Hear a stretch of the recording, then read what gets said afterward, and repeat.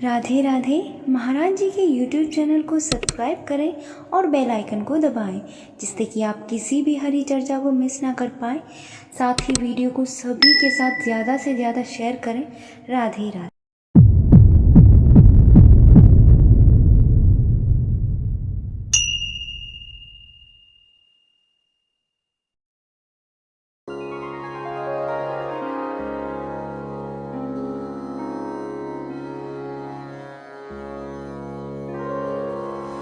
नमः परमहंसास्वाद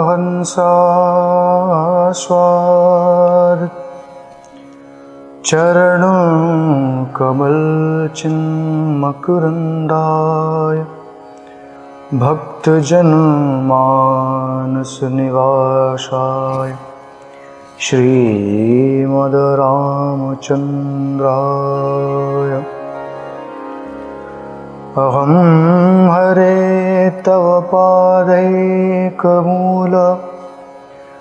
दासानुदासो भवितास्मि भूय मनः स्मरेतासुपते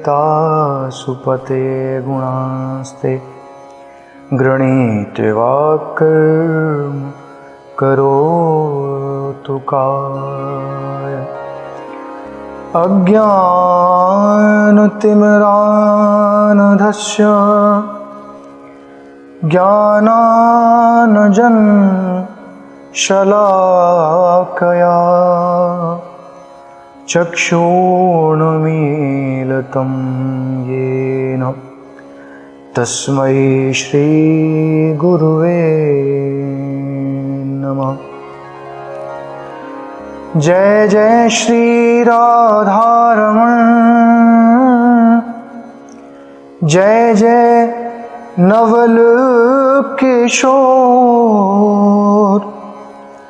जय गोपी चित्तचोर प्रभु, जय जय माखन चोर, जय जय माखन चोर।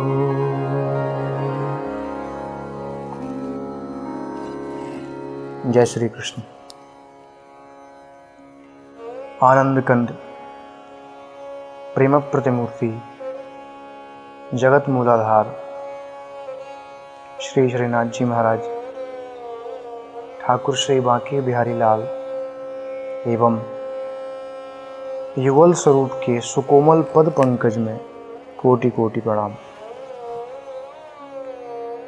उन्हें कोई सत्य कहे, कोई ईश्वर कहे, किंवा प्रेम कहे, उन्हें अभिव्यक्त होने के लिए एक भक्तिजन्य वातावरण की आवश्यकता है और उपासना के जितने भी प्रकार हैं, भक्ति की जितनी भी विधाएं प्रकट हैं, उन सभी का विश्राम केवल एक ही स्थान पर होता है कि उन प्रेम स्वरूप परमात्मा को अभिव्यक्त होने के लिए अपने आप को स्वयं को अनुकूल बना लिया जाए।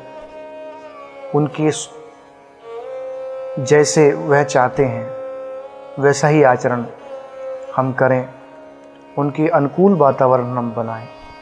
यही इस भक्तिजन्य वातावरण का विश्राम कहलाता है। जिस प्रकार से एक लकड़ी के अंदर अग्नि पहले से ही विद्यमान होती है, छोटी से छोटी लकड़ी या बड़े से बड़ा खंड, अग्नि उसमें पहले से ही रहती है, लेकिन जैसे ही आप उसे छोटी सी चिंगारी दिखाते हैं, अग्नि के प्रकट होने का वातावरण अनुकूल होता है और अग्नि प्रकट हो जाती है।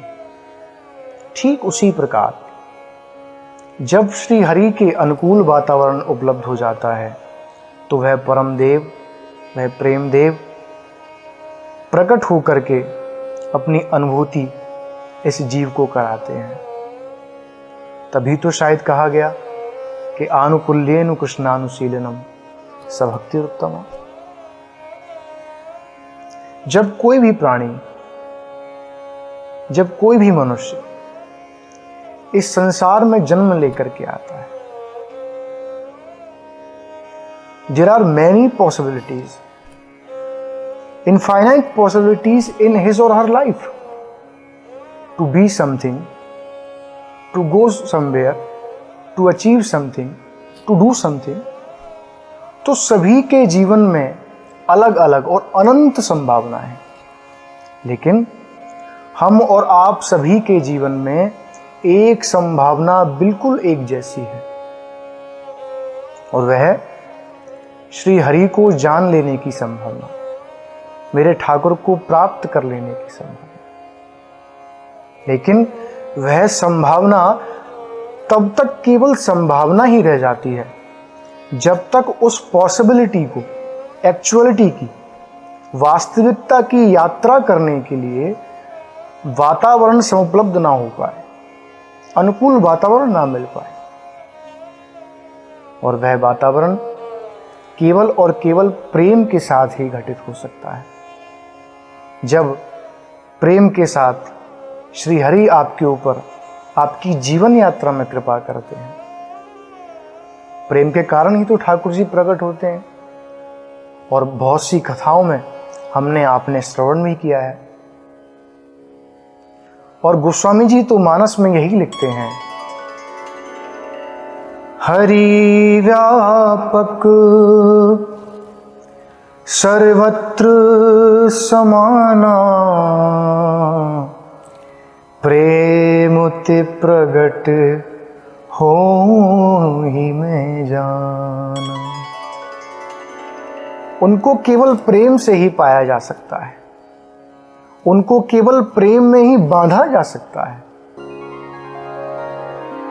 बाल लीला के समय में छोटे से बाल कृष्णलाल जब ब्रज में खेला करते थे, तो मैया एक समय लाला के ऊधमन ते परेशान है कि लाला को रस्सी ते बांधवे को चली। लेकिन जब मैया यशोदा बांधने चली तो जो भी रस्सी गोपियां लेकर के आती, हर कोई रस्सी 2 अंगुल छोटी पड़ जाती। मैया भी देखकर के आश्चर्यचकित रह जाती। लेकिन जब एक गोपी दौड़ करके गई और प्रेम डोरी लेकर के आई, तो उसमें मेरे ठाकुर जी को बंधना पड़ा। ठाकुर केवल प्रेम के बंधन में ही बंधते हैं। छितिनापि त्रिपाद करुणामय, बलि छल दियो पतार, देहरी उलंघ सकत नहीं सो, प्रभु खेलत नंद दुआर। प्रभु, कहीं तो आपने 2 पग में तीनों लोकों को नाप लिया था, तीसरा पग धरने को स्थान नहीं मिल रहा था, और कहीं प्रेम के बंधन में बंधे श्री कृष्ण, मैया के वात्सल्य भाव में जकड़े हुए श्री कृष्ण आधे हाथ की देहरी को नहीं उलांघ सकते। देखते हैं, इंतजार करते हैं कि मेरी मैया आवे और मुंह को अपनी गोद में भर के ले जाए। छिति नापी त्रिपाद करुणा में, बलि छल दियो पतार, देहरी उलंघ सकत नहीं सो, प्रभु खेलत नंद दुआर। उनको केवल प्रेम से ही पाया जा सकता है, केवल प्रेम से ही बांधा जा सकता है। जैसा मैंने आपको पहले कहा ना कि लकड़ी के अंदर ही अग्नि विद्यमान होती है। गोस्वामी जी मानस में लिखते हैं कि प्रेम ते प्रभु प्रगटहि जिम आगी, अर्थात जिस प्रकार से लकड़ी के अंदर अग्नि विद्यमान रहती है। अब होने को तो चंदन बहुत शीतल है, लेकिन अग्नि तो उसके अंदर भी विद्यमान है। जैसे ही आप उसको आपस में रगड़ेंगे, चिंगारी जागृत होगी और वह चंदन अग्नि को पकड़ लेता है, उसके समुपलब्ध वातावरण वहां हो जाता है। ठीक उसी प्रकार हम और आपको क्या करना है, हम और आपको हमारे प्रेम रूपी चंदन में हरिनाम संकीर्तन रूपी रगड़ जब लगाएंगे तो वह प्रकाश रूपी अग्नि रूपी प्रभु प्रकट होकर के आएंगे और हमारे जीवन में चारों तरफ प्रकाश कर देंगे, हमारे जीवन में चारों ओर प्रेम भर देंगे, अपनी कृपा अपना वात्सल्य हमारे ऊपर सदा सर्वदा के लिए रख देंगे। उनको केवल और केवल प्रेम के कारण ही बांधा जा सकता है। कैसे?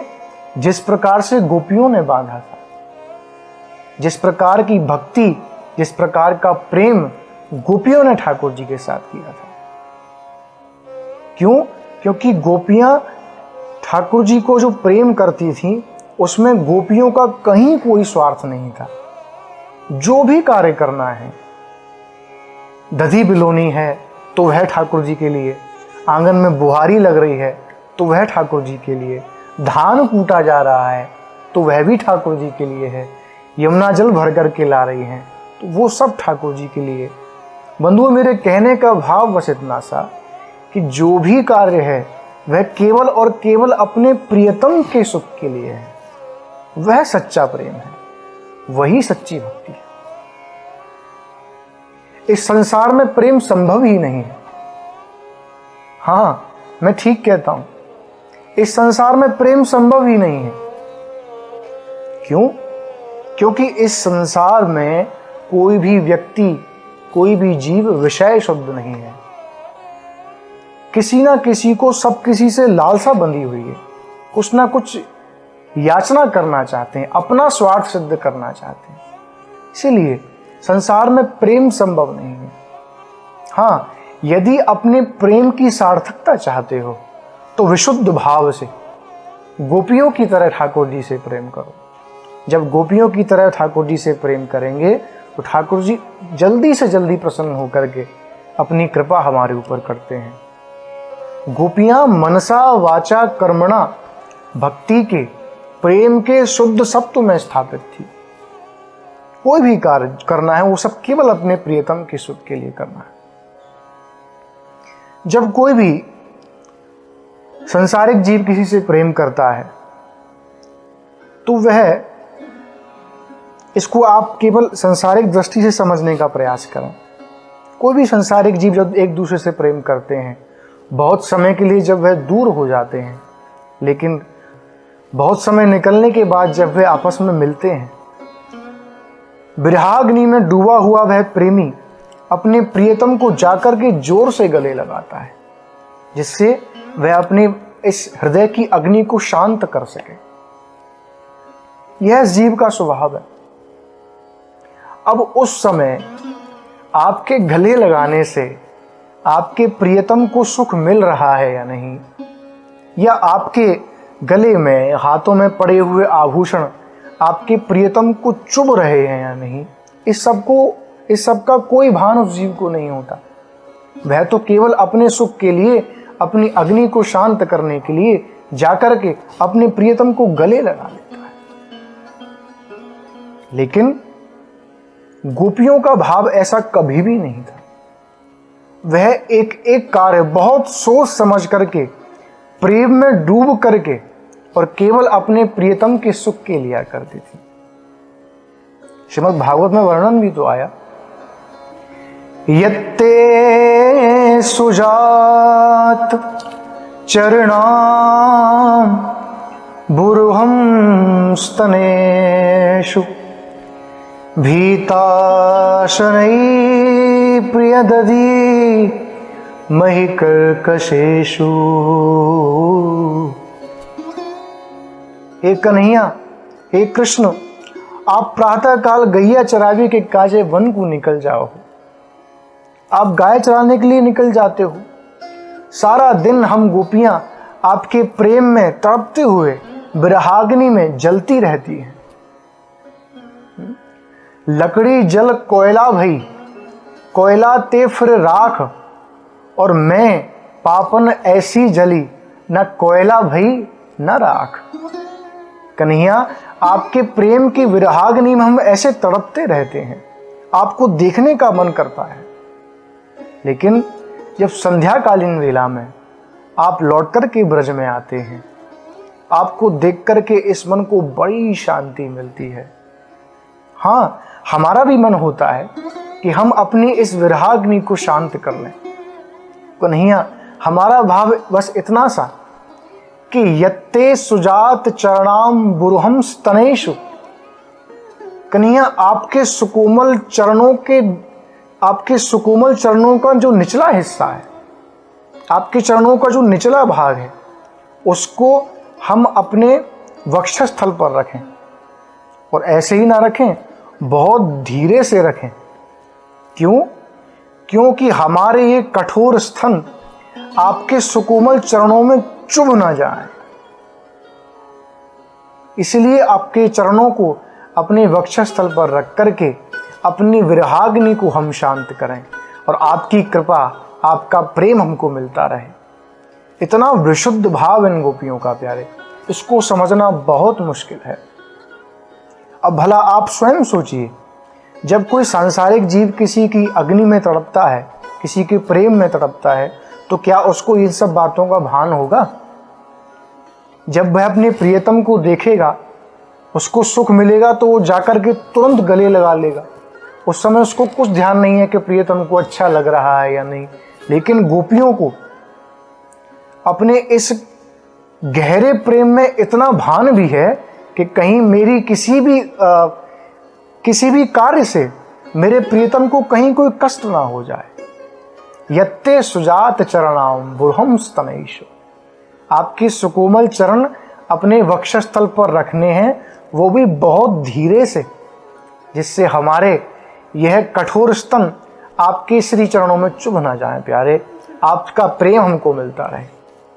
ऐसा सुंदर भाव इन गोपियों का।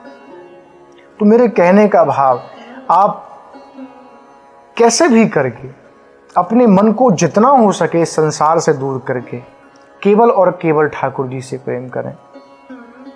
वैसे तो भाई मेरे ये विषय बहुत ही बृहद है, गोपी प्रेम। गोपी प्रेम के ऊपर जितना बोला जाए उतना कम है, क्योंकि संतों ने तो, जहाँ तक मेरा अनुभव कहता है, कि संतों ने केवल एक ही बात कह दी विराम में, कि गोपी प्रेम की ध्वजा अर्थात ध्वजा कहाँ होती है? शिखर पे, सबसे ऊपर, जिससे ऊपर कोई नहीं जा सकता। अर्थात उस प्रेम की ध्वजा गोपियां हैं।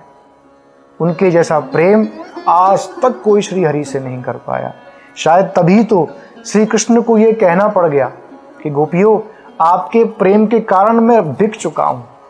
मैं देवताओं जितनी आयु भी प्राप्त कर लूं तो भी आपके इस ऋण से उर्ण नहीं हो सकता। ऐसा प्रेम इन गोपियों का। तो मेरे कहने का भाव कि आप सभी भी, हम सभी को क्या करना है? गोपियों की तरह ही श्री हरि से प्रेम करना है। मैं जानता हूँ हम संसारिक जीव हैं, बहुत जल्दी माया की ओर जाते हैं, भगते हैं, और यह मनुष्य का स्वभाव भी है। लेकिन जितना हो सके अपने मन पर अंकुश लगा करके ठाकुर जी के श्री चरणों का ध्यान करके उनसे प्रेम करो। अरे जो कहना है अपने ठाकुर से कहो ना। क्यों संसार के लोगों के सामने रोते हो कि हमें ये कष्ट है, या हमें ये पीड़ा है, या हमें आज ये सुख है? जो कहना है अपने ठाकुर से कहो ना। उनसे कहने के बाद जो आनंद की प्राप्ति आपको होगी वो कहीं नहीं होने वाली। सब कुछ एक तरफ रख करके कुछ क्षण के लिए श्री हरि से प्रेम करके देखो, आपके जीवन में वो आनंद की प्राप्ति होगी कि जिसकी तुलना कभी कोई नहीं कर सकता। आप सभी को केवल और केवल गोपियों की तरह जितना हो सके ठाकुर जी से प्रेम करिए, ठाकुर जी से लाड़ लड़ाइए, जिससे कि ठाकुर जी हमारी प्रार्थना को स्वीकार करें, हमारे ऊपर, हम सभी के ऊपर अपनी कृपा करें, और हम सभी का जीवन ऐसे ही आनंद में व्यतीत होता रहे। उनकी कृपा हमको ऐसे ही मिलती रहे, उनका नाम गुणानुवाद हम ऐसे ही करते रहें। सादर हरि स्मरण। जय श्री कृष्ण।